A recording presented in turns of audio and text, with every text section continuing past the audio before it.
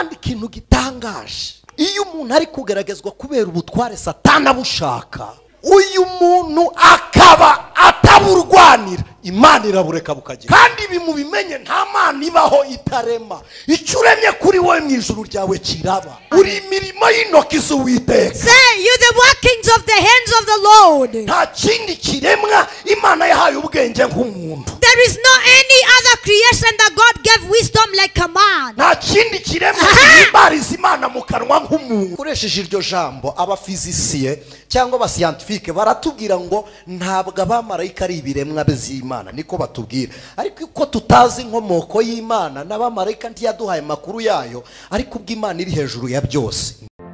Ijwi ry'umukanguzi.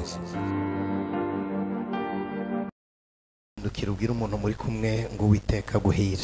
Turn and tell your neighbor that may the Lord bless you. Ihirwe ry'Imana, Imana y'umugoroba. The blessings from the Lord in this evening. Arabo turi kumwe mu rusengero, hari abadukurikiye online n'abazumvira iteraniro ryarasojwe, Imana ibaha umugisha. The people were together online and those were together in the house and those who shall follow later, may God bless you. Ndagira ngo dusangire ijambo ry'Imana mu rwandiko Paulo yandikiye Abefeso. I want us to share the word of God in the book of Ephesians. Cyangwa Abanya-Efezi nk'uko Bibiliya ntagatifu bavuga. Ephesians, like the Holy Bible say. Ni igice cya gatandatu, turahera ku murongo w'icumi. It is chapter 6 verse 10. Reka dusome. Haravuze ngo ibisigaye mukomerere mu mwami no mu mbaraga z'ubushobozi bwe bwinshi, mwambara intwaro zose z'Imana kugira ngo mubashe guhagarara mudatsinzwe n'uburiganya bwa Satani. Yego. Kuko tudakirana n'abafite amaraso n'umubiri, dukirana n'abafite ahubwo dukirana n'abatware n'abafite ubushobozi n'abategeka isi y'umwijima n'imyuka mibi y'ahantu ho mu ijuru. Nuko rero mutware intwaro zose z'Imana kugira ngo mubashe gukomera ku munsi mubi, kandi murangije byose mubashe guhagarara mudatsinzwe. Amen. Amen.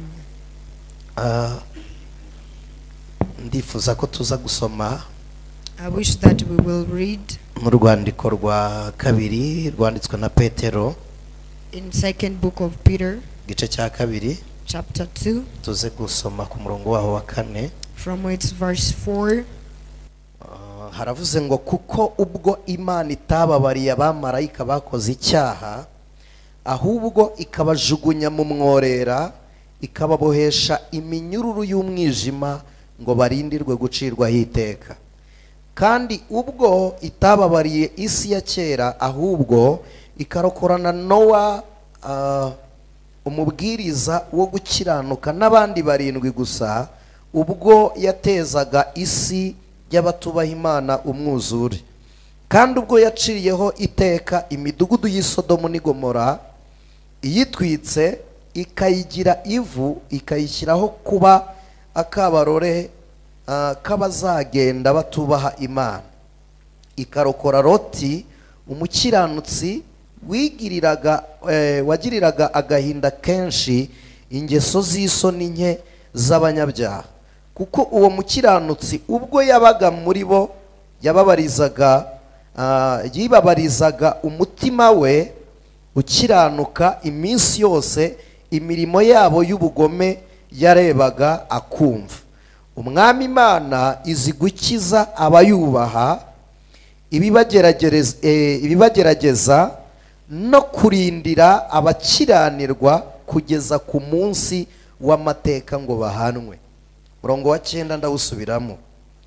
Umwami Imana izi gukiza abayubaha, ibibagerageza no kurindira abakiranirwa kugeza ku munsi w'amateka ngo bahanwe. Akire neza iri jambo ku bwa Kristo Yesu. Receive well the word for Christ Jesus. Reka mbasabe abantu bari gusoma muze kwitsa, abari kwandika ahari bakomeza bakandika. Let me request people who are reading so that you can put an end on your reading, and those who are noting something, you do it faster. Turasa nabinjiye mu bwiru bukomeye bw'Imana. We are like now entering in great mystery of God. Shaka kugira ngo tuganire kuri ibi byanditswe bibiri dusomye. I want us to share about the scriptures that we come to read. kuri uyu mugoroba in this evening, cyangwa aya materaniro twise imigisha yo mu bitekerezo, or in this service that we have called the blessings from thoughts. ejo twaganiriye ijambo ry'Imana, najyaga kumera nk'abandi nk'ababaza ngo mwibuka iki ku byo twize ejo. Yesterday we shared the word of God. I would be like the teacher who questioned later teaching. What did we learn yesterday? Ijambo ry'Imana, but the word of God, akenshi hari igihe rigaruka bitewe n'icyo rigiye gukora. Most of the time it comes back, depends on what is going to do. Uyu mugoroba tonight shaka ko tuganira kuri iki gice cy'Abayefeso, uru rwandiko dusomye rwa Petero, kwari kugira ngo tuhafatire urugero. I want us to learn about this book of Ephesians, and we would like to get an example from this book of Peter. Turacyari ku migisha yo mu bitekerezo. We are still on the blessings of thoughts. Ariko uyu munsi nshaka guhera ku ntambara y'umwuka. But today I need to start from the spiritual fight. Kandi ibitekerezo nabyo ni umwuka. And thoughts also is a spirit. Bibyari bifatika ariko byabereye mu isi, nanone twakitiye umwuka nubwo iri muri physique. It be as out tangible things, but it happens in a spiritual realm. Kuko kugira ngo ubwire umuntu ngo nyereka ibitekerezo byawe nuko akora imirimo. Because to let a person give out his thought, it is that he should act. Dusomye urwandiko rw'Abefeso. We come to read the letter of Ephesians. Abefeso birasobanuye ngo nabanyagikundiro, abantu beza basa neza no kuburanga. Ephesians are beautiful people who are favored. N'itorero rya mbere ryabayeho mu matorero 7 yo muri Aziya, ryari itorero rikuru kandi nabwo rifite abantu bake, ariko ryabayeho mbere yandi matorero. Even the first church that began was the church from Asia, and it was the biggest and first church that happened among the first church. N'itorero Imana yahaye urukundo, iryoherereza n'abakozi b'Imana benshi pari raporo n'andi matorero mujya musoma mu Byahishuru. It is the church God gave love and sent many servants of God, differs to different churches that you read. Abantu biga eschatology, people who learn about eschatology, nukuvuga nituvuga eschatology reka minimize tuvuge ngo ni nk'ibizaba by'Imana. Let me say it that it is what shall happen from God. Uyu munsi batubwira ko turi mu gihe cy'itorero rya Laodikiya. Today they tell us that we are on the seasons of tempering of Laodiceas. Murambabarira njyewe sinemerana nabo. I am sorry, I did not agree with them. Kubera ko ntabwo turi mu gihe cy'itorero rimwe mu matorero 7 yose, turi mu ruvange rwayo. Because we are not on the season of one temple, but we are in the mixture of 7 churches. Hari Efeso bisobanura abanyagikundiro. There is Ephesians, which means favored. Hakaba Simuruna bisobanura impumuro nziza. And there is Simuruna, which has a meaning of good smell. Hari Perigamu bisobanuye ahirengeye cyangwa ikigaragara kuruta ibindi. And there is Pergam, what's called climax on the top of Hari others. Tuwatira bivuze amayoberane y'ubumana. And there is Tuatira, the confusions of God. No, Hari unknownness of Sarudi, God. hari Sarudi bivuga icyasagutse. Sarud, what remained. Ntabwo aya matorero yose nshaka kuyavugaho, nari nshatse kuyavuga muri make kugira ngo mbaho urugero rw'uko byose tubirimo. I did not want to speak about all these churches, but I would like to give you an example of how we are in all. Ubwiza bwa Kristo buracyari mu itorero ku buryo navuga ngo turi muri Efeso. The glory of Christ is still in the temple in a way that I can't fail to witness that we are in Ephesians. Mwuka w'Imana arakora. The spirit of the living God works. Ibihimbano by'umwuka biramanuka. And the spiritual poetry comes. Imana ivugana natwe. And God speaks to us. Abantu n'abanyamirimo bamwe barakundana bagafashanya. People has work, they love and they help each other. Iyo ni imirimo yo muri Efeso. Those are the works from Ephesians. Kandi hari abantu bakigirirana urukundo. And there are people who still love each other. Hari na Simuruna impumuro nziza. And there is Simuruna, a good smell. Impumuro nziza ya Simuruna yaturutse mu mibabaro y'abantu bemereye kubabazwa ku bwa Kristo Yesu. A good smell of Simuruna came from the people who accepted to be hurted for Jesus. N'uyu munsi hari abantu bakibabara kubera umwami Kristo Yesu. Until today there are people who are still struggling for King Jesus. Hari abantu banze gukora ibyaha kubera Yesu. There are people who deny to make sin, commit sins because of Jesus. Mushumba zabaho ubuhamya yatembereye muri Israel. Hari agace kamwe ko muri Palestina karimo umuhungu n'umukobwa bavukana basigayemo bonyine ari abakristo bakoresha abantu urugendo bagiye gutembera muri Israel.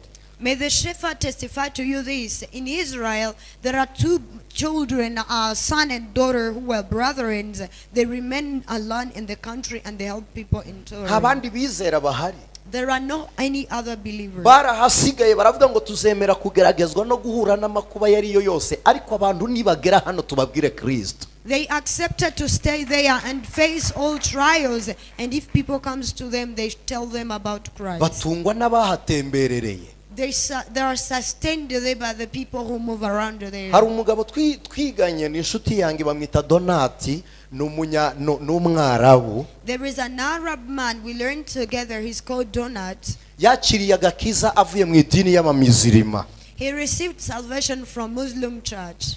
amaze kwakira agakiza babwira se ngo duha umuhungu wawe tumwice. Isa arababwira ngo no. And after he received salvation, they told him that they told his father that give us your son, then we kill him. He said no. ise bamutera amabuye arapfa. And his father was stunned until death.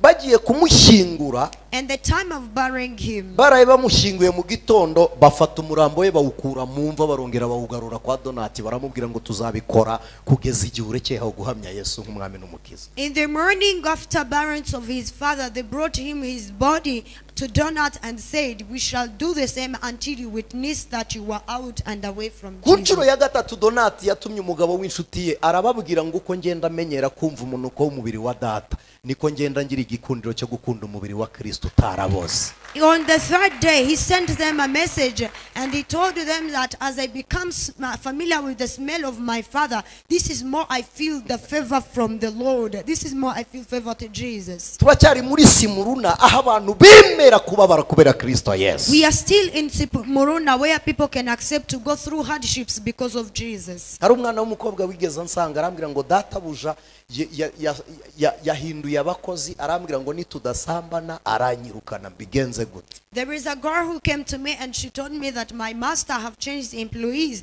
and he ordered me that if we don't fornicate, he will chase me from work. So what should I do?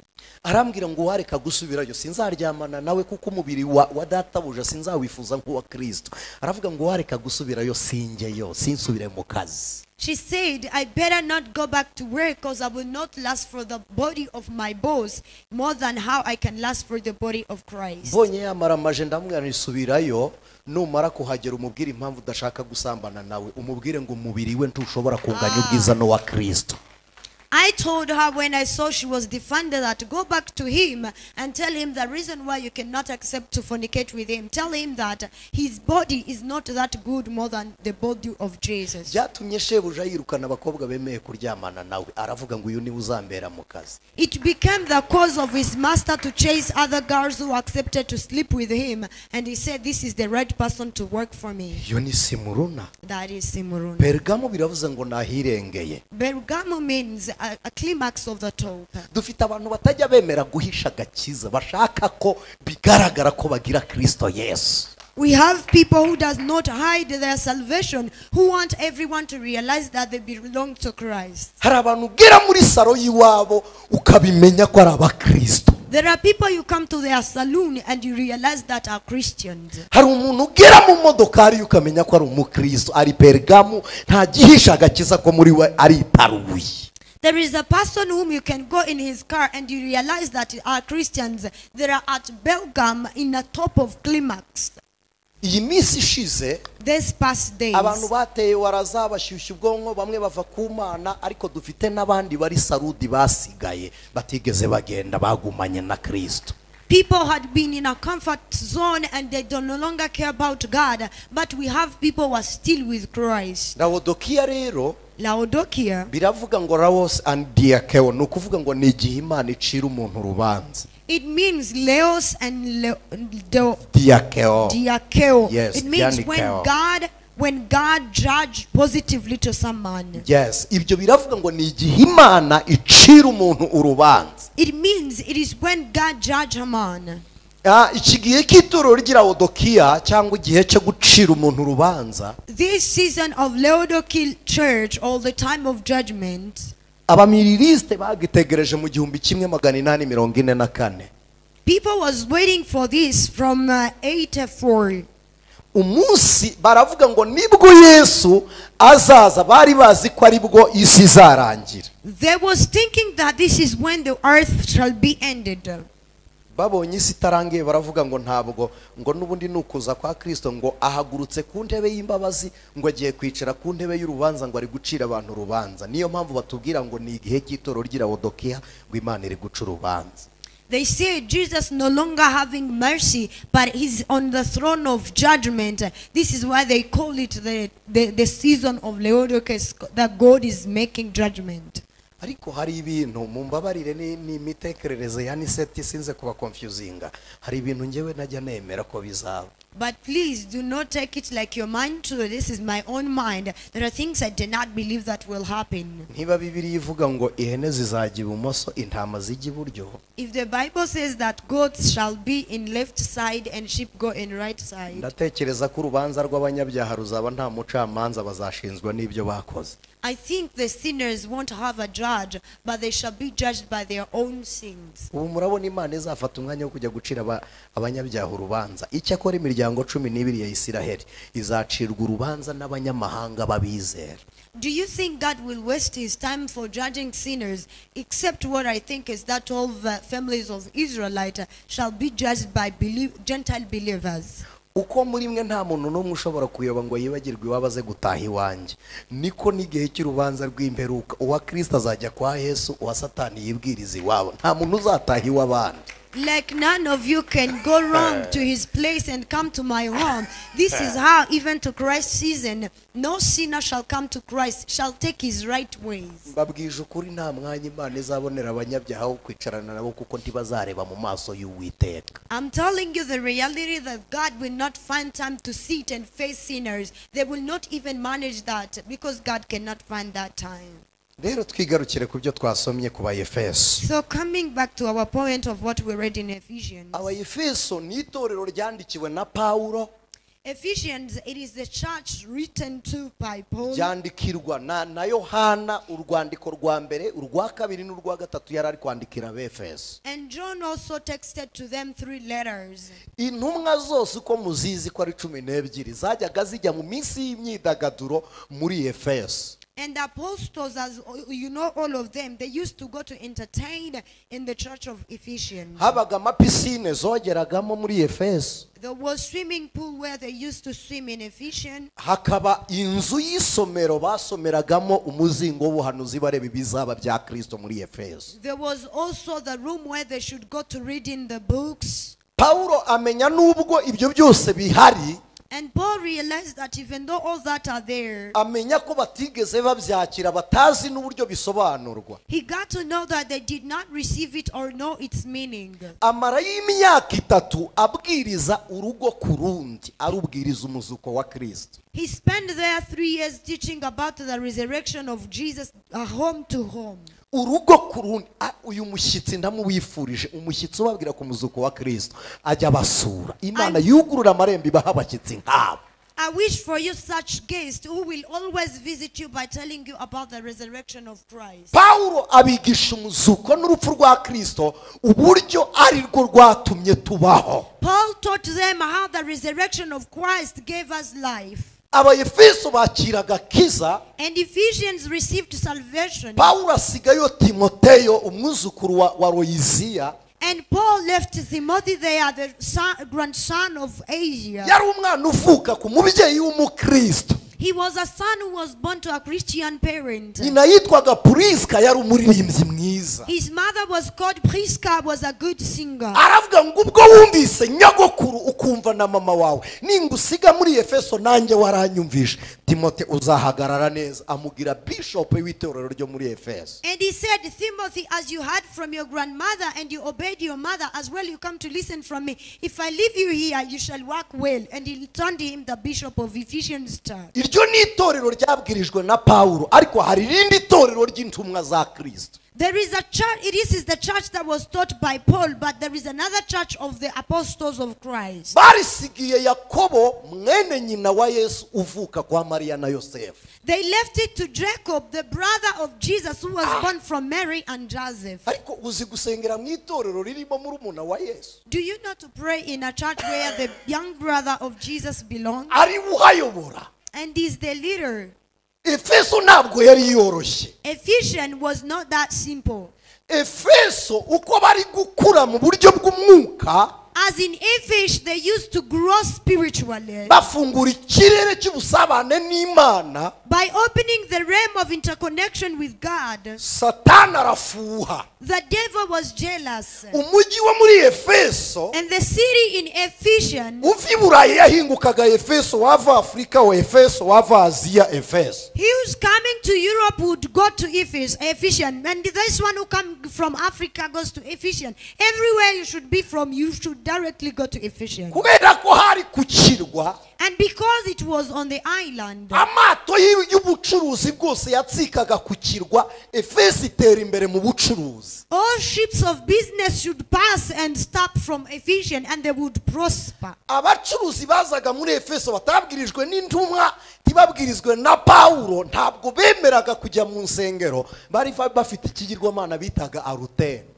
All business people was not taught by their servants of God, and they do not believe in salvation of Christian. They would not obey their God, but they had an idol they would worship. Uko muri Efeso bateraga imbere mu mwuka, niko no kuraguza hateraga imbere, n'ubucuruzi bugatera imbere, n'ubuvuzi nabwo bugatera imbere, na politike igatera imbere. Efeso byose byagenderaga rimwe ku murongo kandi bikazamukira rimwe. Everything would go in hand to Ephesians for prosperity. As the church prospered, this is how also sourceling should prosper, and as well politics. Satani afata bwa bwenge ejo twaganiriye bwa Satani bubereyeho kurogoya intego y'urugendo rw'abakiranutsi. And the devil took the wisdom we've been learning about yesterday for the purpose of distracting the journey of Christians. Abyutsa umugabo witwa Nikora, And he awakes a man called Nicholas n'undi witwa Seretus. and another man called Selitus. Babonye urusobe n'amayoberane y'umwuka uri kuhaba,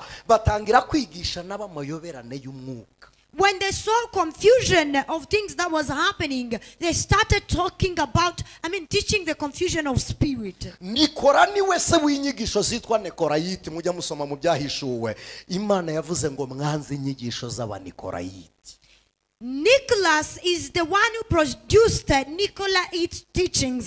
That God said, you deny the thoughts of Nicolaites. Havuka n'uwitwa Seretus wahimbye inyigisho bita Gnosticism. And it was born another man who produced out the teachings called Geneticism. Gnosticism ni inyigisho zitemera umuzuko wa Kristo nyamara zikemera urupfu rwa Yesu. Geneticism are teachings which does not accept the death of Christ, but it believes in the resurrection of Christ. Nono Nikora n'umuntu wemera umubiri wa Yesu, ariko ntiyemere ko twacunguwe ku bwawo, ariko gahamya ko tugira umwuka wa Yesu muri. And Nicholas is the man who does not believe that we was redeemed by the flesh of Jesus, but as well he stamped that we have the spirit of Jesus. Niba bavuga ngo Yesu yarabirangije, zituruka kwa Nikora. Are the ones who say that Jesus ended everything, Nicholas. Niba bavuga ngo ni munywa inzoga, impamvu Yesu atanywa inzoga ngo nuko yari uw'umwuka, umubiri we ntiwagiraga ibyo byifuzo, ngo ni nayo mpamvu atasambanye, ngo ariko mwebwe nimutunga umwuka n'umubiri muwuhwe ibyawo. Are the ones who permit people to fornicate and take alcohol by defending themselves that the reason why Jesus did not fornicate or taking alcohol, it was because his flesh was not lasting for that. It was spiritual. Kandi abanikora barerekwa, by the way. And Nicholas people got visions for real. Bararondora abanikora bagira imbone barareba. Nicholas people discern. Ese muremera ko hari umuntu werekwa adakijijwe? Do you believe that someone can have a vision about someone and is not saved? Abapfumu barerekwa badakijijwe? Sorcerers can have vision yet they are not saved. Nebukadineza yeretswe umwana w'intama adakijijwe? Nebuchadnezzar had a vision of the son of lamb, yet he was not saved. Berutishazari yasomye ku gikuta inyandiko y'Imana adakijijwe? Belshazzar wrote the writing of the Lord on the wall, yet he was not Dariyo saved. yamenye imigambi y'Imana adakishijwe. Darius knew the plans of God, yet he was not saved. Umwami wa Shuri yamenye kubakisha urusengero ahereza Nehemiya ibikoresho atari umukristo. The king of Ashur knew how to build the church and gave tools to Nehemiah, yet he was not Christian. Izo nyigisho z'abanikora All those teachings of Nicholas, zaragiye zivanga imitekerereze y'abakristo, it confused the thought of Christians, and zikubitaho iz'abaseretusi. it added on the teachings of Seleucians. Abakristo bo muri Efeso barahungabana, And the Christians of Ephesians were distracted. bakubitaho kuragusa kwa Rutemi. And they started and they added on sourcing of curtain. Abakristo bo muri Efeso babura ahantu bahagarara. And they lost stability. Paulo rero amenya ko izo ntambara zose zageze muri Efeso. Paul realized that all the battles took place in Ephesians. Amenya ko muri Efeso basigaye bafunga ingumi bagakubitana imigeri. And he got to know that they can box each other fighting. Arandika aramubwira ngo umva Timoteyo we. And he texted to Timothy that, listen, Timothy, Nagize umwete wo gupfukama kuko iyo nsenga mbasabira iteka ku mwami. I was courageous to pray for you because whenever I pray, Hallelujah. I pray for the King. Hallelujah. Ntabwo nabibagiwe ndabasengera. I did not forget about you. I pray for you. Ubwo narimo ndasenga, As I was praying, nabonye ibitero muri kurwana nabyo birahari, ariko uburyo mu Rwanda nabyo ntabwo ari bwo burwanwa. I saw the attacks that you were getting and what you're fighting, but the way you fight is not the right way to fight such type of attacks. Aravuga ngo hoya, And he said, no, ntabwo twebwe dukirana n'abambaye inyama n'amaraso. we did not fight war in flesh. Aravuga ngo ntabwo ari bo babateye muri Efeso. He said they're not the one who attacked you in Ephesus. Aravuga ngo twatewe n'abatwari, He said we was attacked by authorities. kandi duterwa n'abategeka. And as well we was attacked by those who rule. Ni ibisonga by'ubutegetsi bwa Satani. Are the princes of the kingdom of devil. Aravuga ngo icya gatatu cyabateye, And he said the third that attacked you. mwatewe n'imyuka mibi y'ahantu ho mu ijuru. You was attacked by the bad spirit from somewhere in a spiritual realm. Not somewhere in heaven. In heaven. Yes. Ni imyuka mibi yo mu ijuru. A bad spirit from heaven.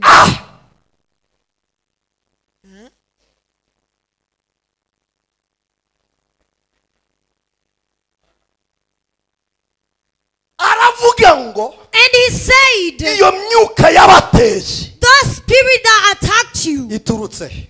it's coming from Ndabizi where? namwe mubaye mugize confusion. I know you're too confused. Imyuka mibi yo mu ijuru. The bad spirit from heaven. Aho niho tugera tukanga gusobanura amayoberane y'Imana. This is where we reach, but we did not explain the word confused from God. Tugahita dutakaza communication n'Imana kuko twayitwaye mu buryo bw'amarangamutima y'imitekerereze y'ubumenyi. And we lose communication with God because we considered everything by our knowledge of this we created with. Hari ijuru There is heaven Imana nayo bubahuriyemo.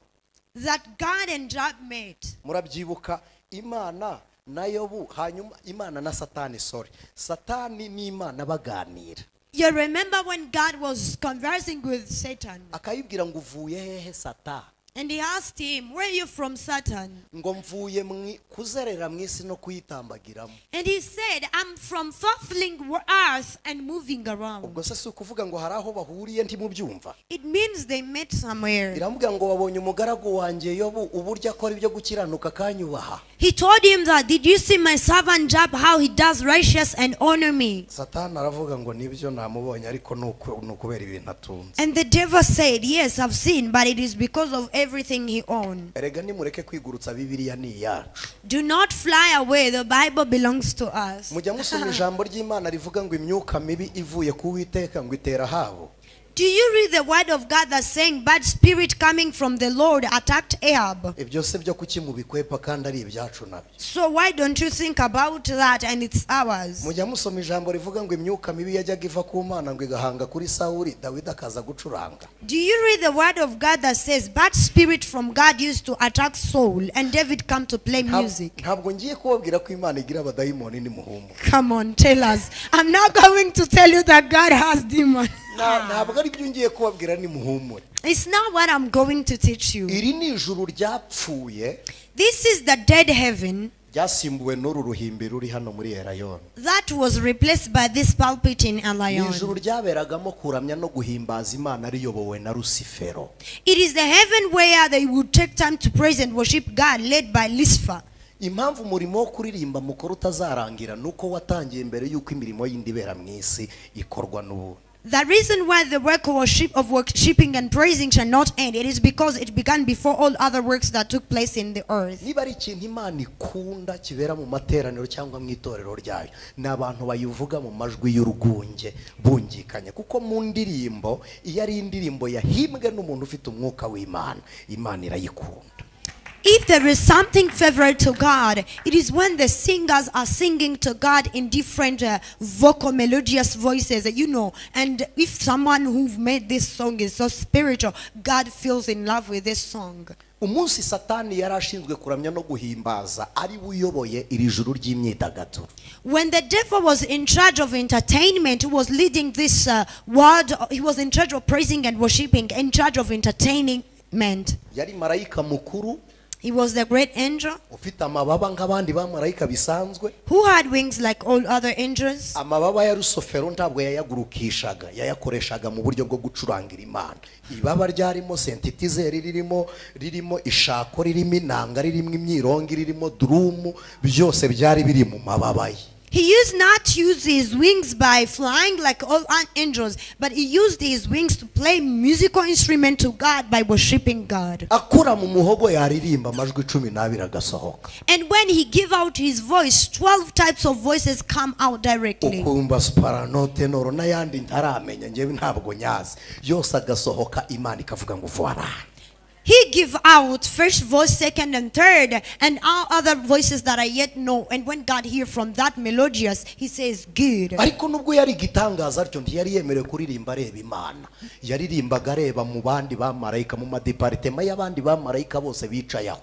Noneho bose Satani yakitsa asoje indirimbo. Abamarayika bose bakikubita hasi bakavuga ngo icyubahiro ni cyicaye ku ntebe. Actually, though he was a good singer like that, he used not to face God and sing by looking in his face. He would face other angels, and after singing, other angels would worship and bow down to the Lord and say the glory belongs to God. Yasoza uwo murimo, amababa ye yacurangishaga akayatwikiriza mu maso ntareba Imana, agahindukirira Imana akayikubita imbere akavuga ngo icyubahiro nikishara kuri yane. And after playing that music and singing to the Lord, he covers his wings that he used to play music, and he cover his face, he turned to the Lord and said glory belongs to the Lord. Amaze gufatwa n'ubwibone ntiyigeze yubararira Imana. Bibiliya iravuga ngo yibwiye ko azishyira hejuru agasumba yicaye ku ntebe. After he was attacked by proudness spirit, he did not again bow before the Lord. The Bible says that he thought he would be greater than God and replace him on his throne. Amaze kwishyira hejuru gusa. After he turned himself greater. Yishyize hejuru kubera iki? Why did he turn himself proud? Imana, Bibiliya iravuga ngo Imana iravuga ngo tureme umuntu. Iri kubwira ibiremwa biri mu ijuru. Iyo dukoresheje iryo jambo, abafizisiye cyangwa abascientifique baratubwira ngo ntabwo abamarayika ari ibiremwa by'Imana, niko batubwira. Ariko uko tutazi inkomoko y'Imana, n'abamarayika ntiyaduhaye makuru yayo, ariko ubw'Imana iri hejuru ya byose niyo yabiremye. Actually, whenever we talk about that of creating a human being in our image, the physicians tells us that the angels, they did not actually specify how they was born or how they was created. As well, we don't know the source of God. But because God is above everything, we consider that is the creator of them. Muzi impamvu Imana yavuze ngo tureme umuntu ase natwe, ntabwo ari uko Imana isa n'abamarayika. Do you know why God said, let's create a man in our image? Nah, it's not because God looks alike angels. nuko ahubwo Imana irirebana n'abamarayika babaga basa nayo kubera umucyo w'Imana. It is because the light from God should reflect to the angels and they have the same look like God, but for real they're not looking like God. yavuga ngo n'umuntu nshaka nawe asa atyo. And the Bible said even the other one should look like that. Oh, Imana ishimwe. Praise be to aba God. bakagarura rumurajya agarura gukiranuka kwanjye. And he became the light reflector to my righteousness. nimureba mbona ubwiza bwanjye. When I look at you, I look at my beauty. nimureba mbona icyubahiro cyanjye. When I look at you, I see my glory. ndeba umuntu mbona imirimo y'intoki zanjye. If I look at a man, I realize the workings of my hand. ndeba umuntu mbona urukundo rwanjye. If I look at a man, I realize my love. Hallelujah. Oh, hallelujah. Imana yaturemeye. The God who created us, turi miro turi indorerwamo yaje. we was the mirrors of God. Imana irebe mami nikureba ibona urukundo rwaje. For God to look in the mirror, who is considered like mommy, he realizes his love. ibone turi bisobanuro by'imitekerereze myiza y'Imana. He see us the explanations of good thought of God. nicyo cyatumye iyo projet ibanza kubera mu migambi y'Imana. This is why this project took place in the head of God. rero umuntu ikiganza muri kumumubwira ngo urubwiza bw'Imana. Give a hand to your neighbor and tell them that you are the beauty of God. uri imirimo y'intoki z'Uwiteka. Say, you're the workings of the hands of the Lord. nta kindi kiremwa Imana yahaye ubwenge nk'umuntu. There is no any other creation that God gave wisdom like a man. nta kindi kiremwa kihimbariza Imana mu kanwa nk'umuntu. No any other creation can worship God through mouth like a man. nta kindi kiremwa kigira imanzi mu kiganza nk'umuntu. Imana yaravuze ngo naraciye imanzi mu biganza. No any other creation that has image of God in his thumb. But as God said that, I've made my image signs in your hands. niyo mpamvu imbwa zibaho ariko ntizerekwa. This is why the dogs can mark for back for what they have seen but doesn't have vision. inka zirahaba ariko ntizerekwa. abantu nibo begerezwa Imana bakamenya ibiri mu migambi yayo. Cows are there but cannot have a vision, except people who are taken to closer to God and they know his plans. Hallelujah. Hallelujah. Okay, go deep. Flow more. Now we're learning. twebwe We turi umushinga wizwe neza wa. are a good learned project. turi umushinga mwiza w'Imana. We are a good learned project of God. niyo mpamvu Satani atinya urubyaro rw'umuntu rutarabaho arutinya kuruta ururiho. This is why the devil is scared of yet born children of a man.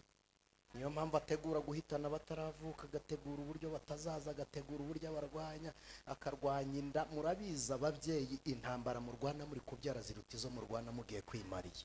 This is how he fights against those newborns. You know the battles you fight, you mothers, when you're going to give birth are greater than what you fight for your marriages. Satani aba ari gutinya imbuto y'imitekerereze y'Imana mu nda yawe. The devil is scared by the fruit of the thinking of God.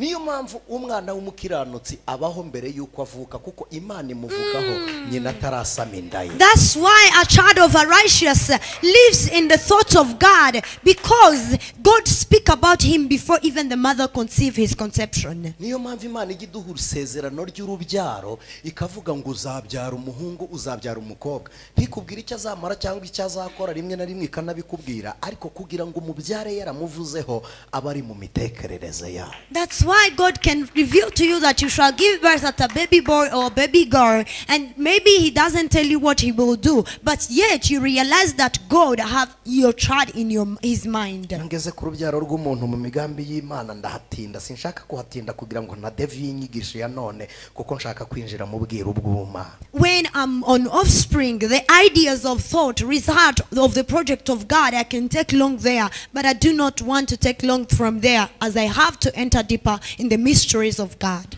umuntu yarazwe umugabane w'ubutware bwa kabiri ku Mana, marayika atarabona ubutware ku Mana. A man was inherited the second authority to God, yet the angel received. none yaramubwiye ngo jya mu isi utware isi utegeke ibirimo biri mu nyanja byose bya bindi byose iravuga ngo biyobore.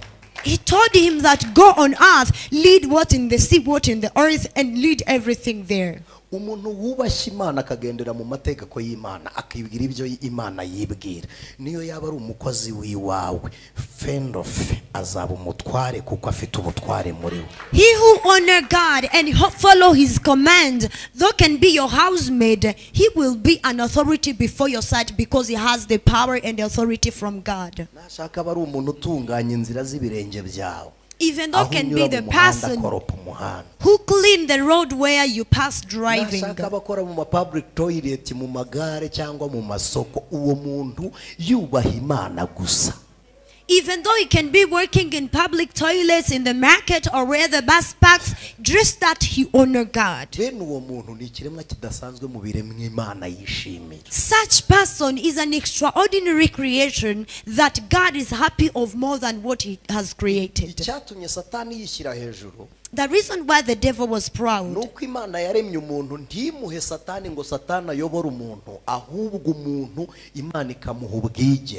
It is because God did not give Satan the right to lead a man, but God gave the freedom to a man.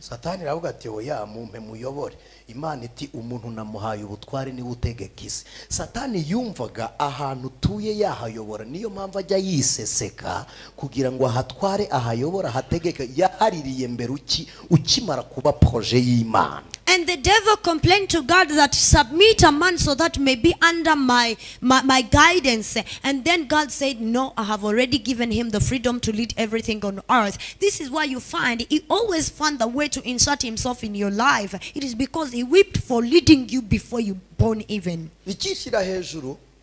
When he exalt and take himself higher,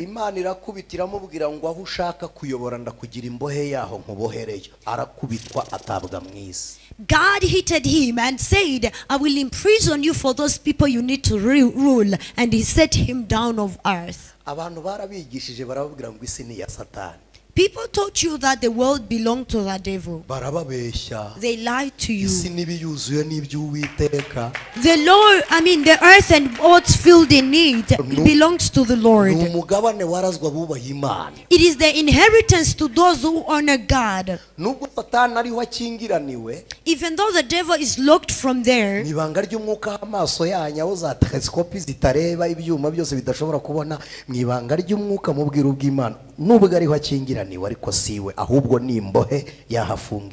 a separate way that you can't realize, which telescopes cannot see, he is not the leader of this earth, but he is the imprisoner of the world where he is arrested in. And after he was bounded, he realized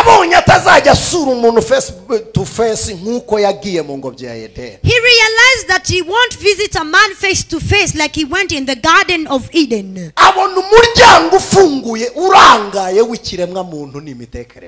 he saw the open door of a man in his thoughts. And he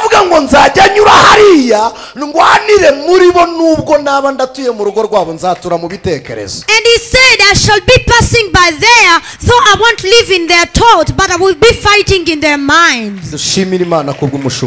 Let's thank God for our shepherd. May God bless you. Welcome, shepherd. And the devil said that if I become free in their thoughts, and I take that realm of their thinking,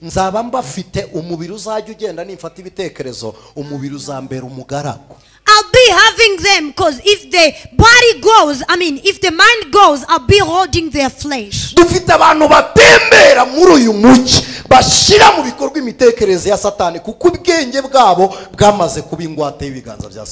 have people who move forth on this earth and they practice what the devil wants them to do because their thoughts are already the guarantee in the hands of the devil. He would not receive a human being without trapping them with a sin.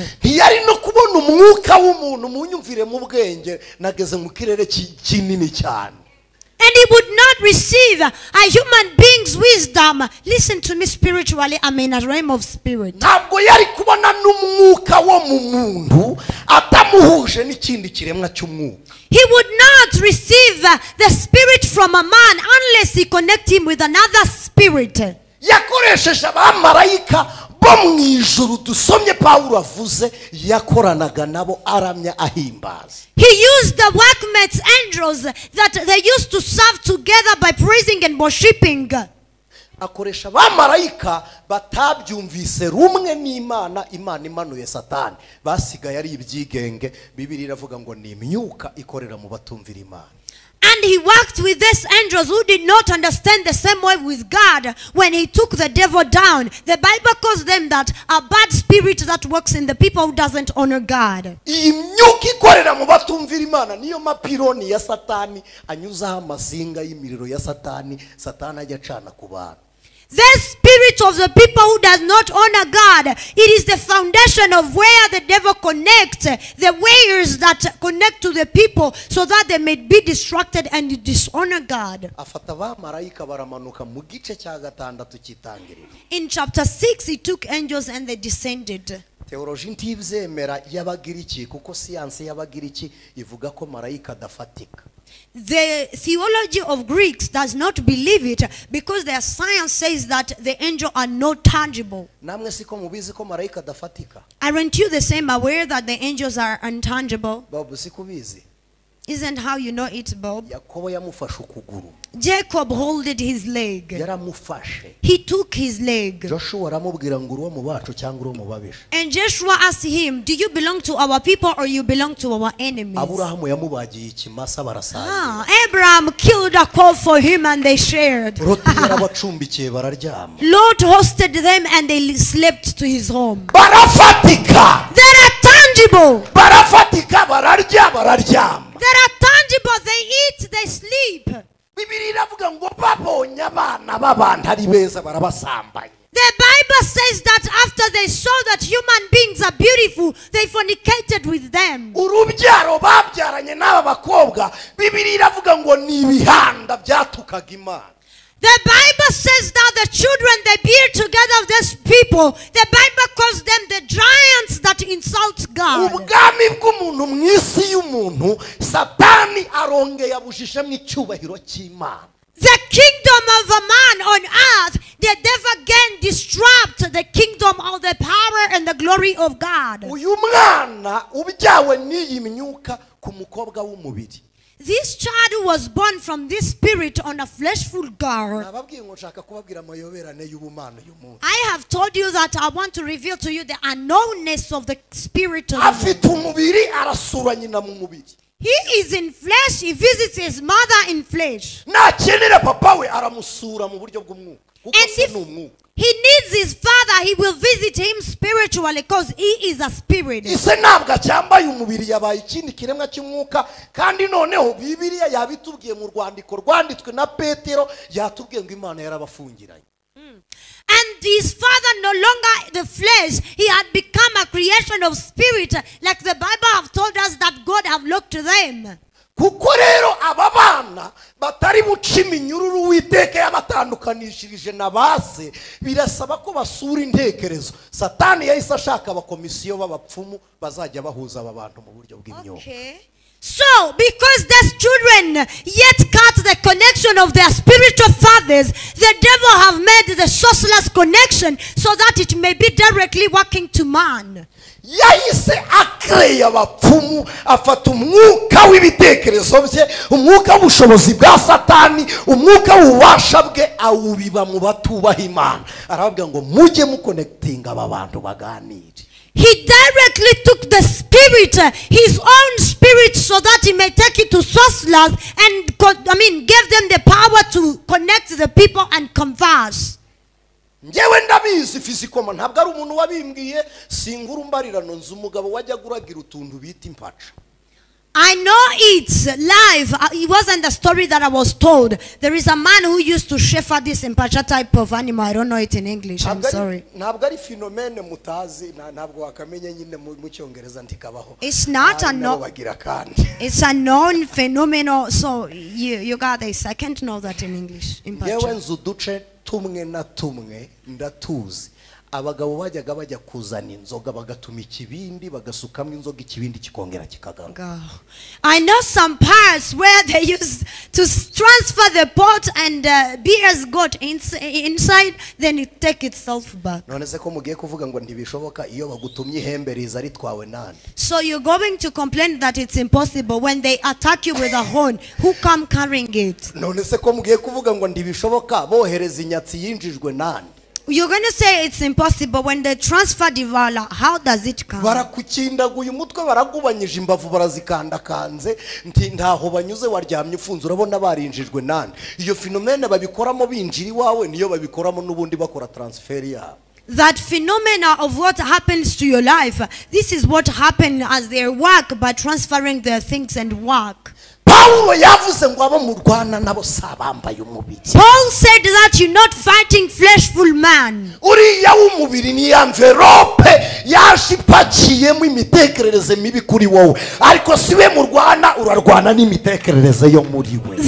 of flesh, it is the envelope that carries bad thoughts that was made to be in him so that you may fight. You're fighting with bad spirit. This bad spirit of a heaven place did not lose its language. It didn't lose what it knew from heaven. The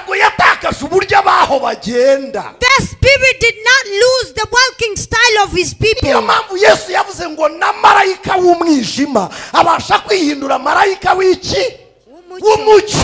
This is why the Bible said that the dark angel is capable to turn himself into a light angel. It is easier for him.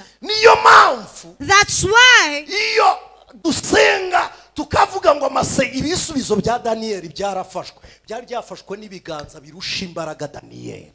This is why in Bible they tells us that Daniel prayed and his prayers was holded in realm. It was taken by the powerful atmosphere that was greater than his. Niki gituma Imana itubwira ngo musengere mukuri no mu mwuka kuko Imana ishaka ko bene abari bo bayisenga. Why does God tells us that pray in truth and the spirit? Because those are the people whom God wants to pray him. Nuko mu mwuka turi direct ku Mana nidusengera ku mubiri byashika kuko Imana irumva ariko iyo bibaye indirect hari imyuka ibimanura. It is because the spirit it is direct to God, but if we pray in flesh, it can reach to God, but there is powerful spirit that can take it down. Niyo mpamvu bisaba ko dusengera mukuri no mu mwuka. It is why we are requested to pray in truth as well in spirit. There's bad spirit then. It works in second heaven. The first heaven is in our thoughts. It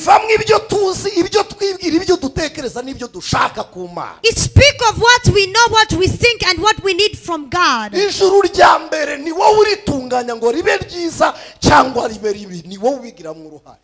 one who works on the first heaven so that may be good or not.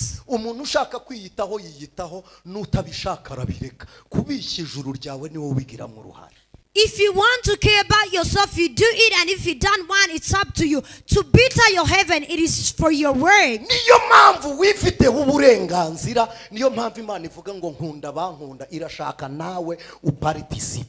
This is why you have the right on yourself, and that's why God tells you that I love those who love me. He needs you to participate. He gave us authority in our heaven.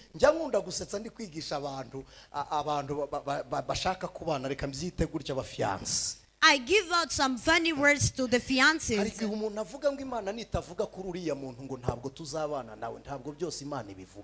There is a time you say that if God does not speak about this person we want to marry, God cannot talk about everything. irashaka uburenganzira bwo mu ijuru ryawe. Ninde ukunejeje uhitamo uri Imana yo mu ijuru ryawe. He won the right from your heaven. Who please you? Say, make a selection. You the God of your heaven. Kandi bimubimenye nta mana ibaho itarema. Icyo uremye kuri wowe mu ijuru ryawe kiraba. Okay.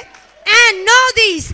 There is no God who is incapable to create. Whatever you create in your heaven must happen. Ndabizi ndagora abantu bashaka impamvu mubigisha mvuze ngo Imana, ariko Bibiliya iravuga ngo nenze kubagiraho Imana habura gato. I know that you will have some reasons for the people who were told. Actually, the Bible says that I was almost to turn you God. It was missing something very small. Ntabwo ari ngombwa ngo Imana ikubwire irangi usiga mu nzu yawe, ni wowe uhitamo ukurikije uko ushaka ko hasa. It's not important for God to tell you the paint that you should take in your home. You're the one to choose its look. Si ngombwa ngo Imana ikubwire umuntu mubana. Jya mu marangamutima yawe urebe umuntu uteye nk'uko ushaka, nurangiza ubwire Imana ngo uyu nguyu nuko namahitamo. It's not important for God to tell you the person you should live with. Go in your thought, make a choice. Kubera iki? Why? Hari ibintu Imana itazamo dutangiye ahubwo ihumugisha twabigezemo. There are things that God cannot come in by beginning that He bless when we're in already. Ikavuga ngo ubwo ngewe bigeze bampanurira bambwira umukobwa tuzabana, ariko nari mfite fiance twaranandikishije mariage, barambwira ngo ntabwo uri yariwe muzabana ngo muzabana n'uyu. They once prophesied to me that God we should live together, and yet we have registered our marriage with my partner. Ndamusohora uwo mukobwa bari bahanuriye nanga kubimubwira mu bantu, ndamwani barakubeshye kuko amahitamo yanjye ku Mana ntabwo wabamo. Okay. I took her outside. I told him that my choice is not you, to God. Ijuru ryawe, Your heaven, kugira ngo rivangirwe n'ukurangara ukarigira uruvange ukinjizamo ibyo ushaka byose. for it to be distracted, it is that you must be distracted and taking whatever you want. Ariko icyo usohoye kirasohoka, icyo udahaye karibu ndigituramo. Ni wowe ufite autorite mu ijuru ryawe. But what you get out comes out, and what you got in, it comes in. You have authority to your heaven. Nijuru nuzanamo akajagara kavuyo kazaza kuko ni ijuru rinini, umwanda wose waturamo ibyiza n'ibibi byaturamo, nushyiramo akajagari wabikunze kazajyamo gakwiremo. If you bring disorder in your heaven and you like it, you shall come, because your heaven, it is a big place to that disorder to come and dirtiness. Ni ijuru ushyiramo ibyo ushaka kumenya byose bikajyamo. It is a heaven you set in everything you need to know, and it comes in. Salomo yarabivuze aravuga ngo umugenzi urakazwa n'intonganya zitamwerekeye ngo abameze nko gufata imbwa amatwi. Solomon said that a journey person who can be sad for the quarrels which doesn't match with her mind, it is like taking ears of a dog. Ibyo bibereye inyuma yawe bigutwaye iki ko bivuzwe n'abatari wowe? Umuntu ukuvuze nta guhindura icyo gutekerezaho. Mu ijuru ryawe kuramwa ako kajagari, avuga ibyo ashaka nawe ubicyo wahisemo. What happens doesn't matter to you because you're not in that same way. So do not mind about what they does. Niba kwita icyo bashaka nawe ubicyo ushaka. Allow them to call you whatever they want and be who you want. Kurema no, turiho dufite ubutware bwacu. They're not the one to create you. No, we are alive and we have our authority. Iryo juru ryawe, the heaven of yours, Imana yaremye inyenyeri zita amazina. God created stars and gave them the name. Mu ijuru ryawe nawe urabyara ukamwiyitirira. And in your heaven you give birth and you give it under your name. Izina umubyeyi yise umwana n'Imana ari ryimuhamagara. The name a parent gives to the child, it is the same name that God calls the child. Urugo wubatse Imana igiye kuza nirwo yinjiramo n'ijuru ryawe. The marriage you build, it is where God enters because it is your heaven. Iryo juru rero, the heaven then, Satani ntiyaryinjirira, the devil cannot access it, utamufunguriye. yet you open for him. Ntabwo bishoboka. It is impossible. Niyo mpamvu, that's why ibintu akenshi watura ku rubyaro rwawe, what you confess most about your offspring, it follows them. Exactly. Why Why there is a blessing of parents. You're the God of your child. Give him. Why do you get something from your parents? We took the genealogy from that heaven. They have authority upon us. Imirima n'amatungo umuntu abihabwa n'ababyeyi kubera iki ni ibintu byibanze ijuru wavukiyemo rikugenera kuko niryo wasanze. Why does the Bible says that wealth, cattle and fields are inheritance that you can be given by your parents? Why? It is because you was born in that heaven and it has power and authority to grant you that.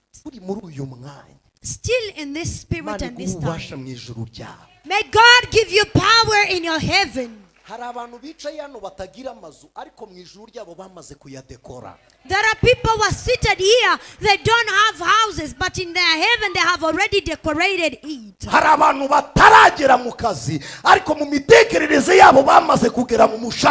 There are people yet rich in their jobs, but in their thinking they are already in their salaries. Imana imuhuza n'inzozi zo mu ijuru ryawe noneho nawe akagukonekta nazo niyo mama kubwira ngo iguhaye imodoka ziri mu nzozi niyo mama nababwiye ngo icyo udatekereza amaguru ntakigeraho. That's the role of the prophet. We live together because they take you, they connect you with the dreams of your heaven. This is why I told you that what you don't think, your feet cannot step in. Let me give you an example. You need to go abroad. There are some requirements, papers that you should have. You go and look for passport. Do you think the visa can be stamped on identity card? Why? In your mind you're already abroad. This is why you looked for a travel document. Actually,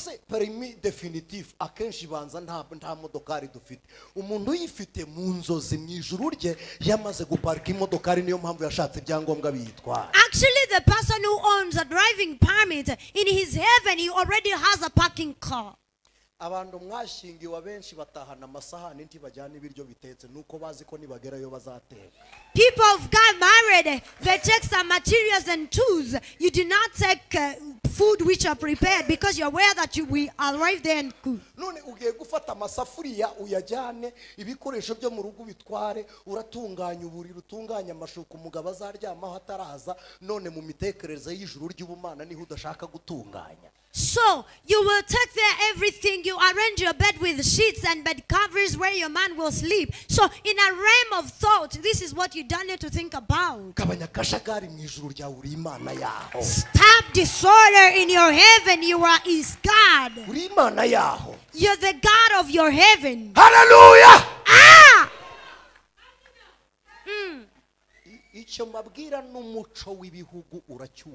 What I tell you, even the custom and belief of the country, understand it.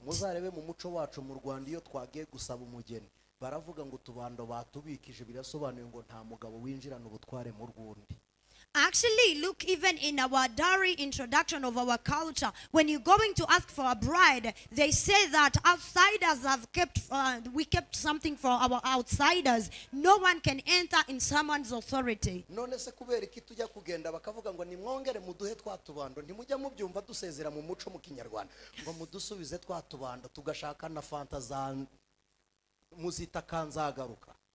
Okay. Akanoza ngendo agashingura cumu kanzagaruka biterwa n'umuco w'ahantu ariko turakabaha ngo bazagaruke nono tukavuga ngo n'utubando ni mudutware. Why do they, when they want to go outside, they say, give us our sticks that we shall be back to your home, and we do not farewell empty-handed. There are some kind of sodas that we give them by the end. Oh my God, this is really tough and hard. And then we give it to them because this is the obedience of our culture. So ntago mubizi abantu babaye abatunzi babaye ahantu hari uruguri umugabo winjiraga mu bikingi by'abandi ntiyatwaraga inkoni nkuragiye kuko ntiyabaga agiye kuragirira abandi yagashiraga ku rutugu bisobanuye ngo ndagenzwa n'amahoro. Actually, people who used to have cattle, you used not to go in other people's cattle taking a stick in your hand, but you used to carry it saying that I'm entering for peace. iyo atagashyize hano yagafatiraga hano inyuma akagerekaho amaboko bisobanuye ngo nje ntari umutware nanjye ndahakwa ntacyo bitwaye. If you used not to to carry it on your shoulder, you would take it on both shoulders and say that I am just coming for visitation. I'm not the authority in that niko mu muco byameraga iyo wageraga ku rugo rwamaze gushyiraho imyugariro nta winjiraga mu rw'abandi cyangwa ngo akomange yahagararaga inyuma y'imyugariro akavuga ngo ariko ntabashaka. When you would come to visit people and have already locked their doors, you would not directly enter. You would stand there and say that I am in need of you. And you call, hey. None ibyo byinjiye iwawe arinda ubikinguri. So who opened those to enter in your home? Ibyo udakeneye mu buzima bwawe. Why you don't want in your life? Udashaka mu mitekerereze yawe. Why you don't want in your thinking? Imana ndibikeneye nibisoke ijuru ryawe riba mahoro. Even God does not want it. May it be out so that your heaven may have peace. Ijuru ryawe niritungane. May your heaven be well made. Niritekane. May it be comfortable. Izina rya Yesu. In the name of Jesus. Hallelujah. Hallelujah. Nihuta ngasenga. Quickly I pray. Ijuru rya kabiri. The second heaven. Ni ijuru Satani n'abagome be cyangwa n'abakozi be bahuriramo. It is the combination place of the devil and his workers. Ari umupfumu araryerekwa. A sorcerer got a vision of it. N'umuhanuzi araribona. Even a prophet see that. Hakaba ijuru rya gatatu ry'ubutware bw'Imana. And there is the third heaven of the authority from God. Paulo yaravuze ngo hari umuntu nzi wagiye mu ijuru rya gatatu niwe wivugaga. Paul said that there is a man who knows me who went in the third heaven. He was talking about himself. Arenga ijuru rya mbere yabwiye Timote ngo narinzi ibyo kwizera. Crossing first heaven, he told Timothy that I protected what of my belief. Timothy we narwanye intambara nziza. He said, Timothy, I had a good battle. Aravuga ngo ibyo narabikoze Timothy we narabikoze. He said, I did all that, Timothy. Yari yarabaye umutware wo mu ijuru rye rya mbere. He became the authority of his first territory. Ageze ku ijuru rya kabiri aravuga ngo iyo ndebe simbona ibambwe. And when he reached to the second heaven, he said, whenever I look at the earth, I see it's like crucified. Nanjye ndeba imbona narabambwe kera. And whenever he sees me crucified for long ago. Aravuga ngo narambanywe na Kristo nyamara ndiho. He said I was crucified by Christ, but still I'm alive. Aravuga ngo nubwo ndiho sinjye uriho hariho Kristo Yesu muri ngewe. He said even though I am alive, it is not me who is alive, but it is Christ in me. Ijuru ry'abadayimoni. The heaven of demons. Ijuru rya Satani. Heaven of devils. Ijuru ry'abapfumu. Heaven of sorcerers. Umuntu ufite ubuzima bwa Kristo ntabwo ariheramo. The man with the life of Christ cannot be holding. Umuntu ufite umuzuko aratambuka. The man with resurrection passed by. Umuntu wazutse araharenga. The man who resurrected passed there. Arapasinga akagenda. He passed and go. Ntabwo ari pasika twita pasova no ni pase odesi gusimbutswa. He passed and jump over. Turasimbutswa. We jump over. Hallelujah.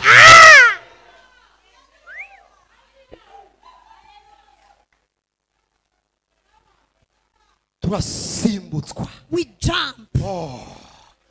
Bagatega babikuye mu ijuru rya kabiri, bakaroga babikuye mu ijuru rya kabiri, bakavuma babikuye mu ijuru rya kabiri. They trap, they witchcraft from second heaven. Ariko wahagera, but when you arrive, ukavuga ngo ntawe utega ikiguru ku mutego cy'urere. And you say you cannot trap something that flies while it sees a trap. Ntabwo ushobora kugira ubutware ku ijuru rya kabiri irya mbere utararyorganiza. You cannot have authority above second heaven yet you organize the first heaven. Ntabwo bishoboka. It is impossible. No. Impossible. Banishi. Praise be to God. Iri juru rya kabiri, this second heaven, niho ujya kubona ukabona umuntu arakweretswe aravuga ngo mbonye urupfu. It is when someone got a vision about you and say, I see death. What are witches that you live together? barakuroze barakudanangiye we. They witchcrafted on you, they burnt you. Aho ari kureba mu migambi ya Satani gusa. He is just seeing the plans of the devil. Nta na rimwe Satani azigera gutekerezaho neza. No single that the devil will think positive about you. Nta muntu n'umwe uri hano Satani akunda. None of you whom the devil love. Ubu murebye muri iryo juru rya kabiri imbere hari impanuka hari igisuzuguriro hari ubukene ku murongo Satani yarabitondetse ngo bidusohoreho ni mu ijuru rya kabiri aho ni mu migambi y'abadayimoni. If you can look in second heaven, there are accidents, there are problems, there are troubles. It is what the devil said to our lives that may come to us. Umuntu utaratunganyije mariage yo mu isezerano yo mu ijuru rya mbere Satani arikura mu mitekerereze akaribika mu ijuru rya kabiri. Niyo mpamvu mujye kumva mukumva baravuze ngo barakuzinze. Ntabwo ari bo bafatiye ku bitekerezo bijagaraye, bafata umugisha w'ibitekerezo kuko ntaho ufata bawuzirikira mu ijuru rya kabiri. The reason why someone's marriage can be said that it's bounded, it is because you did not take on order your first thought of your first heaven to your wedding, and it went in the second heaven and it bound your wedding. Iyo bamaze kuboha ibyo byose muzi ngo barabiboshye ngo barazinze ngo batumye ibingibi utabigeraho. After they bound and said that you cannot achieve this, biroroshye ko umuntu wa Satani yajya kwa Satani kuraguza ku mupfumu wamuhesha w'ibya Satani agafata ibyo wazereraga yarangiza akabimuha. It is possible that you can go, this person who belonged to the devil for witching, and the devil take what was belonging to the fourth person and he give it to them. Isi zarinda irangira abantu bavuga ngo ibyo se birashoboka bibashobokereho bavuga ngo ntibishoboka. What shall end and while people are saying is that possible, and it will end while it's happening to them becoming possible. Kubera icyo umuntu aza hano. Why does a man come here? Akamubwira ngo ndategetse gendo byari. And the prophet tells them that I command, go and give birth. Umwana w'aba yararemwe. His child was already created. Abariho. He is alive. Ahubwo akeneye umunyabubasha ufite imbaraga ziruta z'uwaboshye. But he still need a powerful man more than the one who bounded. Abakeneye umuntu umubohora akamukorera transfer. He needs someone to untie them and do a transfer for them. Nta kintu na kimwe Imana ivuga ngo ndakiguhaye kidahari. No single thing that God can say that I give it to you while it's not there. Iyo ivuze ngo ndakiguhaye kiba kibaho. When he tells you that I give it to you, to mean it exists. Ibi mugombe mubimenye. You better know this. Umuringa w'abakiranutsi abakiranirwa bawubyinana mbere. The chain of righteous, the righteous dance with it first. Baracyawubyinana barawambaye barawutarakana nk'uwabo. Barimo barashayaya nk'aho ari uwabo. And righteous are dancing with their chain like if it belonged to them. Ariko muza abantu bari kwidagadurira mu mugisha w'abanyamasezerano kuko ijuru ryabo ridatunganyijwe. Do you know people who are entertaining your promises because your heavens are not well ordered? Imana ibwira Kuro yamubwiye ngo ikize. What did God spoke to Cyrus? Yaramubwiye ngo nzaguha ubutunzi buhishwa ahantu mu mwijima. He told him that I shall give you wealth hidden somewhere in Kubera darkness. icyo ari mu mwijima. Why is it in darkness? Bwahishwe nande. It was hidden by who? Nuko hari ni ibya Kuro ariko already birahishwa. It is because it belonged to Cyrus but already hidden. Kugira ngo Kuro bibone akeneye Imana ubiye kugendana umucyo utuma wa mwijima uhinduka urumuri akawubona. For Cyrus to receive, he needs God or the light so that it may go to that darkness and get over. Ukeneye umucyo umurika ku byawe ukabimenya. You need light to unlight to your everything so that you may receive it. Ukeneye umucyo umurika ku byawe ukabimenya. You need the light to enlighten your everything and you know them. Niyo mpamvu y'abantu batabona.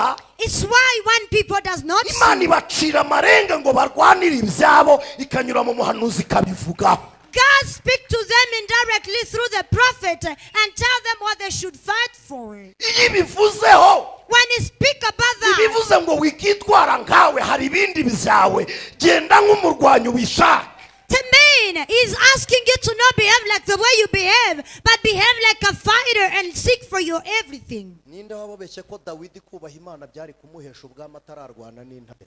Who told you that for David to honor God should grant him kingdom, yet he fought with the lions? ninde wababeshye ko ibyo byari bihagije ko yagombaga kunyura muri era agatimbagurana na Goliath? Who told you that it was easier before coming to Elah and fought with Goliath? kuba Mose yarabivugiye i Kadeshi Baruneya ntibyahesheje Kalebu gakondo. For Moses to speak about it at Kadesh of Barnea, it wouldn't give Caleb the inheritance. byamusabye kujya kurwana kuko niwe Mana yo mu ijuru rye. It required him to go and fight because he is the God of his heaven. ikintu utazatsindira abandi bazagitwara utarwanya. What you should not win for, others will take it when you don't niyo fight. mpamvu usabwa kurwana ngo kive mu ntambara komata.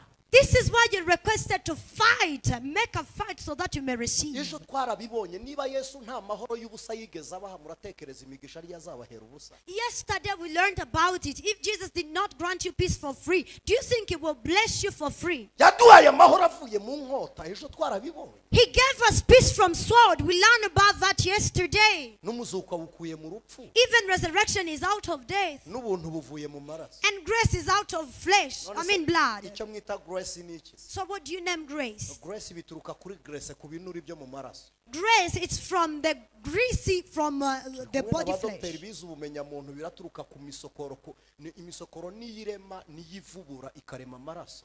We have doctors in the house who've learned about those biological phenomena. It is what bleeds, give out blood. harimo amavuta atuma igufwa rituma rikomeza gutoha rikavubura imisemburo ikabaho. umusokoro ukabaho, noneho umusokoro wabaho ukavubura amaraso akabaho, amaraso akavamo imitsi, yarangiza tugakora muvoma. There are some oil which allows our bones to always remain flesh, and it produces out our energy of remaining that stable and doing movements. ntimuzishuke n'icyitwa ubuntu si ubusa. Do not think about a man like something simple. It's not easier to be called a man. ntabwo ubuntu ari ubusa. Grace is not something for free. niba ubuntu nabwo atari ubusa muratekereza imigisha ari ubusa gusa. So if grace is not for free, what do you think about blessing? niyo mpamvu tugomba kurwana. That's why we should fight. none se kubera ko Imana ivuga ngo abanshakana umwete nibo bazambona, udashyizeho uwo mwete nta n'inyinya. So why does God say that those who seek for me courageously will find me? If you don't put in effort and courage, you will not find God. gusenga k'umukiranutsi bigira iyo asenganye. The prayers of a righteous impact, but whenever I pray courageously. Thank you. ni ngombwa ngo wongereho umwete.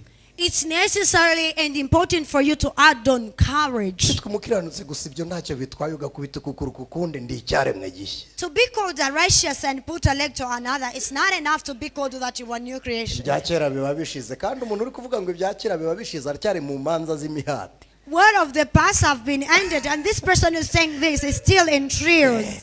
ibya kera biba bishize ngo ariko shangazi ngo mu rubibi ngo dufitanye ikibazo.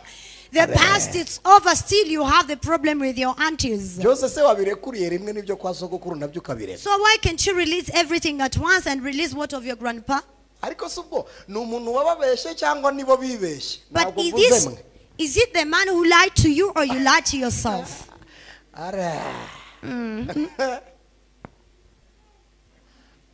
mu ijuru rya kabiri ni mu migambi ya Satani gusa. In second heaven, it's the place of the plans of Satan only. noneho iryo juru rero And then that heaven, niho hari abamarayika It's where- turwana nabo, imyuka mibi y'ahantu ho mu ijuru. it's where the angels that we fight always dwells. A bad spirit from somewhere in noneho heaven. karumvikanye. Is now understandable. impamvu Bibiliya ivuga ngo imyuka yavaga ku Uwiteka ngo igatera Ahabu, nuko Imana yavanye igikingira kuri Ahabu iravuga ngo nibikudihe ikuraho uruzitiro. The reason why the Bible says that bad spirit would come from heaven and attack Ahab, it is because he removed this obstacle of protection to him. ni nko kuvuga iki? What does it mean, alive? hano hahagaze umwana akishingikiriza agatuti kugira ngo atagwa, If a child can stand here and touch on this pulpit, that he won't fall haza down. ngakuraho kano gatuti. And I remove it by his side. ntabwo muhiritse nge nakuyeho agatuti gusa, I did not push him, but I pushed this mba pulpit. mfashije intege nkeya ze kumushobora. It means I'm supportive to his weakness to manage him. ubwo mugiye kubivuga mwavuga ngo agatuti karamugushije cyangwa mwavuga ngo Anicet niwe umugushije? If you can I mean, say that. Can you say that he's falling by niwe himself wigushije or by pulpit, or it's Anicet who did it? nge wakuyeho ikimukingira ninjye umugushije nicyo bitirira ngo imyuka mibi yavaga ku Mana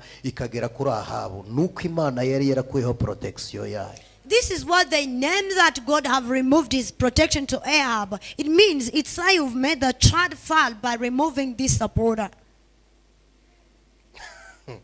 Iyo umuntu atakigira ikimukingira, when you no longer have a protection, Bibiliya iravuga ngo Imana ibimutanze mu maboko y'ababisha. the Bible says that God submits you in the hands of your enemies. Ari Imana ishaka kuguhondagura urushyi rwayo rurahagije. If it's God who need to beat you, his lap is enough. Nicyo cyatumye bavuga ngo Imana yanangiye Farawo, ntabwo yicaye muri mayindi ahubwo yakuyeho ibindi byari gutuma Farawo yemera kuko yari yatangiranye no kunangira. This is why they say that God hardened the heart of Pharaoh. No, he removed other things that would obstacle him from hardening his heart. Hari igihe kizagera abantu badashaka gusenga ntibongere kugaruka mu rusengero kuko batabitekereje. Imana ikureho impamvu zatuma baza mu materaniro n'ubundi banangire nk'uko yabikoze kwa Farawo.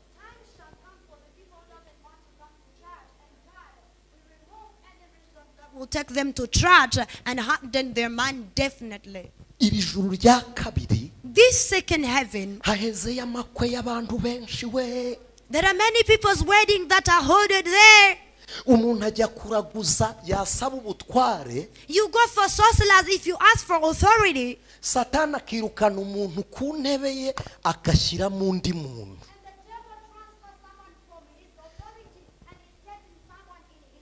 Kandi ikintu gitangaje, iyo umuntu ari kugeragezwa kubera ubutware Satani abushaka, uyu muntu akaba ataburwanira, Imana irabureka bukagenda.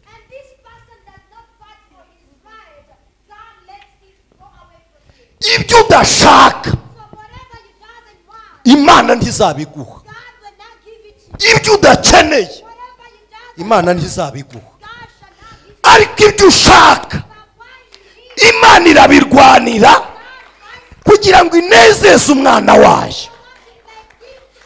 Nibyanditswe, Yesu yaravuze ngo muri babi mukamenya guha abana banyu ibyiza. Aravuga ngo niba nta wasabiga ifi ngo atanga ibuye cyangwa inzoka, niba nta mwana wari wagusaba umugati ngo umuhe inzoka, If your child yet asks you from a fish and you give him a serpent, yaravuze ngo Imana yizabima ibyo muyisaba ko so wo mu ijuru. he said, do you think God would deny to give Ko you nawe ari data what wo you mu request ijuru, from him? wazatwima ibyo tumusaba. Do you think he would deny to give us what we ask from him? Nibyo twagize gute? It is what we did, what we asked. Hanyuma mushake muzagira gute? So seek, you shall find. Mukomange muzakingurirwa, mushake muzabona. Knock, you shall be open for it. Aravuze ngo ibyo musaba mu izina ryanjye And he data said, azabikorera kumpesha icyubahiro. whatever you ask in my name, the Lord will do it to glorify me. Ibyo udasaba rero warabigenewe, n'ibyo ufata nabi warabigenewe, iyo Satani abikunyaza bigabira abana. When you don't ask for what you're given, or you don't care about what you was given, the devil take it to others. Nicyo cyatumye Pawulo abwira Abayefeso aravuga ngo noneho rero This is why Paul told the Ephesians that they follow ibisigaye what remains. mwambara imbaraga zose z'Imana. Put on all the effort and power from Ibisigaye God. What's remaining? mukomerere mu mwami. Be tough in the key.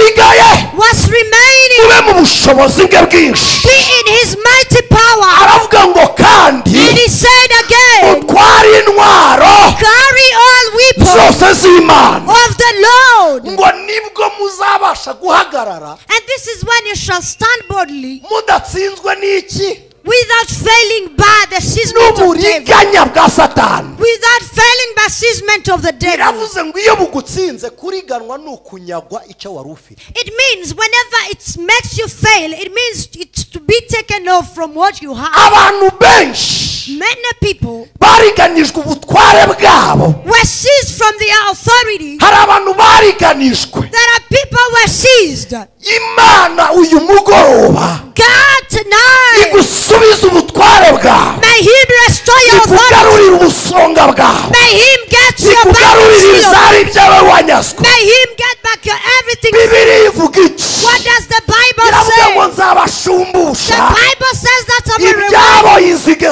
bwariye, what the locust ate, ibyukagungu n'ubuzukira bwariye, what locust and transgressors ate, I shall get them. hari ingo There are marriages umuswa wahekenye, that the locust Imana ate. isubiza abantu ingo zabo, May God restore people their hari marriages. ubutware ku mbyaro There zabo, is authority to our offspring. satani yariganyije, That the devil sees Imana from us. igusubiza ubwo May butware, God restore you Imana this igusubiza authority. icyubahiro cyo mu rugo May rwawe, God restore you the glory of your gusubiza faith. ubutware bwo mu mahitamo The yawe, restoration of your Imana choice. igusubiza ubutware May bwawe, God restore your authority. hagarara udatsinzwe, Stand with no hagarara faith. udatsinzwe, Stand hagarara boldly. udatsinzwe, Stand hagarara boldly. udatsinzwe, Stand hagarara boldly. utariganyijwe. Stand with your peace. Eh! Oh, Haleluya, Oh, haleluya. Oh, Kubita mu hallelujah. kiganza cy'umuntu mwegeranye, Give ubwira a ngo high subirane five ubutware to bwawe, your neighbor and tell them that go back in your hindukira authority. ubibwire undi, Turn and tell them subirane that. ubutware bwawe, Go back in your subirane authority. umugisha wawe, Go back in your subirane blessing. imbaraga zawe, Go back in your power.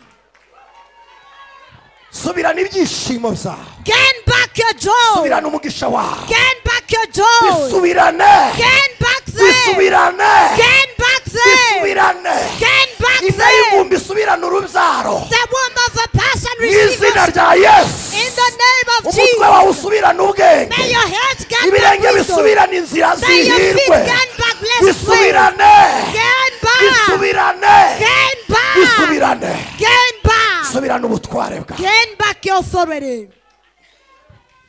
subirane ubutware bwawe, Gain back your authority. subirane ibyishimo byawe, Gain back your joy. subirane amahoro yawe, Gain back your subirane peace. umunezero wawe, Aha, gain back your subirane peace. umurage wawe, Gain back your inheritance. isubirane, Gain back. subirane ibyawe. Gain back your Uyu possession. mugoroba tunyaze satani, Tonight we cease uyu from mugoroba the tunyaze devil. abadayimoni, Tonight we uyu cease mugoroba from dukubise demons. abatware b'isi Tonight y'umwijima, we break the uyu dark mugoroba authorities. dukubise abategetsi Tonight y'umwijima, we break uyu one mugoroba round the tunyaze dark one. abatware b'isi, Tonight we cease from the authorities of yuka darkness. mibi y'ahantu ho mu ijuru, Bad spirit uyu of mugoroba Satan. turayinyase, Tonight we umuntu cease from udukurikiye them. online, He is following to us turakunyagiye, tonight. We cease for you. turamunyagiye, We cease for bantu you. badukurikiye kuri YouTube, Those on YouTube. turabanyagiye, We cease for you. musubirane ubutware Gain bwanyu, back your authority. musubirane umugisha wanyu, Gain back your musubirane blessing. amahoro yanyu, Gain back mu your izina rya peace. Yesu, In the name of mu Jesus. izina rya Yesu, In the name of Jesus. tunyaze satani We cease from the kugira ngo devil usubirane ibyitwe byawe. for gaining back everything called yours.